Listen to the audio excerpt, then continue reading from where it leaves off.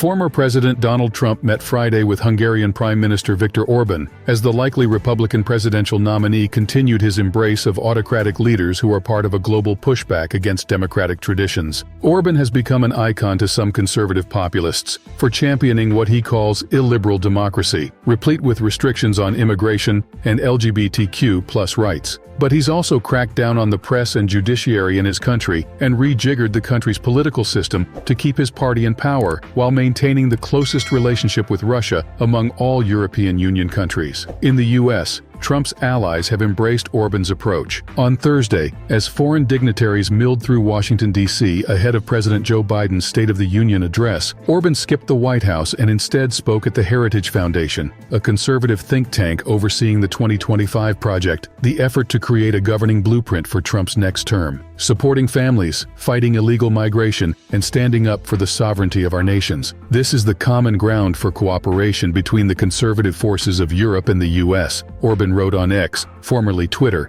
after his Heritage appearance. He then flew to Florida, where met Trump late Friday afternoon at the former president's beachfront compound, Mar-a-Lago. Orban posted on his Instagram account footage of him and his staff meeting with Trump and the former president's staff, then of the prime minister walking through the compound and handing Melania Trump a giant bouquet of flowers. In the video, Trump praised Orban to a laughing crowd. He's a non-controversial figure because he says, "This is the way it's going to be, and that's the end of it, right?" Trump said of the Hungarian prime minister. He's the boss. The Trump campaign said late Friday that the two men discussed a wide range of issues affecting Hungary and the United States, including the paramount importance of strong and secure borders to protect the sovereignty of each nation. Campaigning Friday in Pennsylvania, Biden said of Trump, "You know who he's meeting with today down in Mar-a-Lago? Orban of Hungary, who stated flatly that he doesn't think democracy works. He's looking for dictatorship. I see a future where we defend democracy, not diminish it," Biden added. Orban's approach appeals to Trump's brand of conservatives,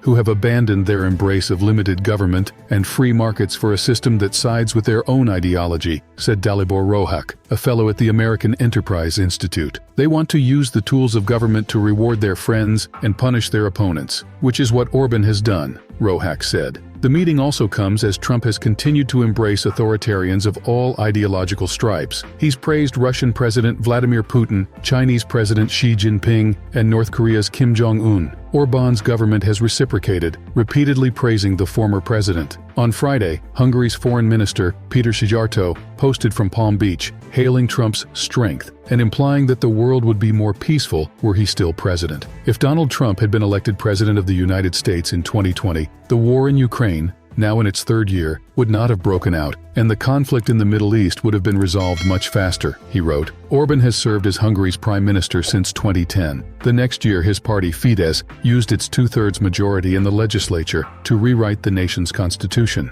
It changed the retirement age for judges, forcing hundreds into early retirement, and vested responsibility for appointing new judges with a single political appointee who was widely accused of acting on behalf of Fidesz. Fidesz later authored a new media law and set up a 9-member council to serve as the country's media regulator. All 9 members are Fidesz appointees, which media watchdogs say has facilitated a major decline in press freedom and plurality. The country's legislative lines have been redrawn to protect Fidesz members, and no major news outlets remain that are critical of Orban's government, making it almost impossible for his party to lose elections, analysts say. Orban backed Trump's re-election effort and has had frosty relations with the Biden administration, which pointedly did not invite Hungary to a summit on democracy it organized after the president took office. Hungarian officials have accused Biden's ambassador to the country, former human rights lawyer David Pressman, of interfering in internal governmental affairs. Earlier this week, Hungary objected to Biden's choice of a former Dutch prime minister to serve as NATO's new commander, potentially stalling the appointment. The Hungarian leader also has enthusiastically boosted Trump's latest presidential campaign, posting a message encouraging Trump to keep fighting after he was hit with the first of what would be 4 criminal cases against him last year. Last week, Orban declared that a win by the former president would be the only serious chance for ending the war in Ukraine. A video from the Heritage appearance posted by Orban's political director showed the prime minister speaking with Vivek Ramaswamy, a pharmaceutical entrepreneur who unsuccessfully ran for the Republican presidential nomination before dropping out and endorsing Trump. The Hungarian leader also met with Steve Bannon, a former Trump advisor who remains a vocal ally of the ex-president and is acting active in global populist circles. Orban's visit this week comes after he signed a new national sovereignty law that penalizes any foreign support of political actors in Hungary, part of the Prime Minister's long-standing battle against the European Union and international non-profits criticizing his erosion of Hungary's democracy. Orban is setting up this huge barrier to anyone interfering in Hungarian elections, but Orban's interfering in all sorts of other countries' elections, said Kim Scheppel, a Princeton sociologist and Hungary expert. Orban is one of a small group of conservative populists who have publicly aligned themselves with U.S. conservatives trying to oust Biden in November. Last month, Salvadoran President Nayib Bukele and Argentine President Javier Milei spoke at the Conservative Political Action Conference just outside Washington. Orban was a featured speaker at the 2022 event, after which he met Trump at the former president's New Jersey golf course. Several conservative populists have won European elections in recent years, including in Italy and Sweden, but leaders in those countries have remained staunch opponents of Russian President Vladimir Putin's invasion of Ukraine, not battled with the European Union government or taken steps that alarm democracy advocates as Orban has. Scheppel said the parallels between Trump and Orban go beyond ideology. She noted that Orban is not very religious, but has become a hero to Christian conservatives for his hardline stances, much like Trump. The two men face a similar electoral quandary as well, she added. They've got the same problem, Scheppel said. How do you leverage a really solid base, which is not an actual majority, at election time? Riccardi reported from Denver and Spike from Budapest. Associated Press political writer Jill Colvin in New York contributed to this report.